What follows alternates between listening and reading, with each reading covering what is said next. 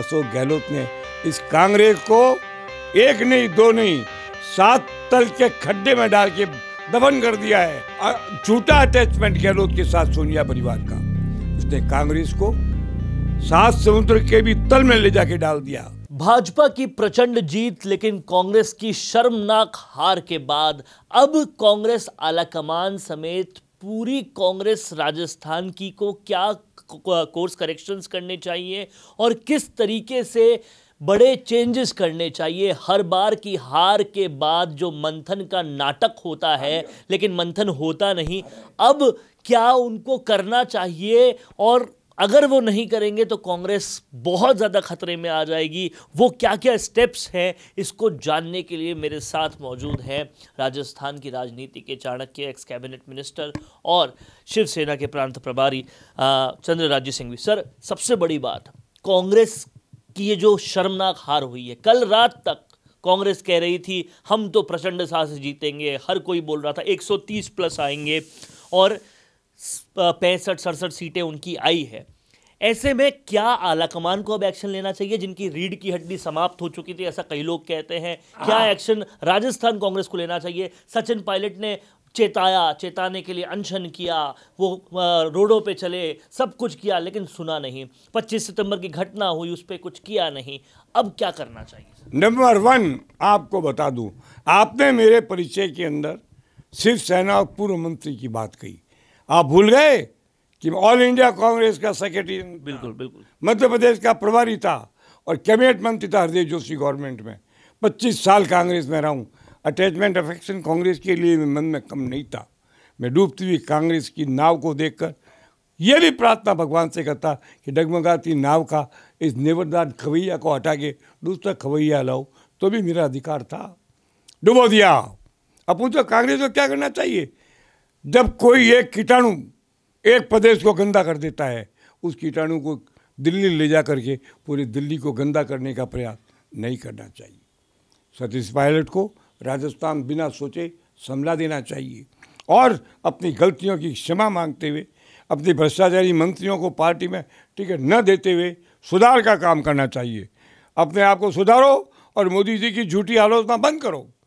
मोदी प्रधानमंत्री है देश का। अगर वो भाजपा का प्रधानमंत्री है तो कांग्रेस का भी प्रधानमंत्री है। थोड़ी तमीज सिखाओ उन कांग्रेस वालों को कि किस आदमी के बारे में क्या बोल रहे हो। और राहुल गांधी को तो ट्रेनिंग देने की बात मैं नहीं कर सकता। ये आप पहले चौकीदार चोर है, अब पनौती, ये प्रधानमंत्री के लिए शोभा देता है और कहीं ना कहीं ये जब ऐसे बोलते हैं तो शायद भाजपा के और पक्ष में ही जाती है चीजें। मैं कहता हूँ जाए न जाए, कांग्रेस बड़ी संस्था थी।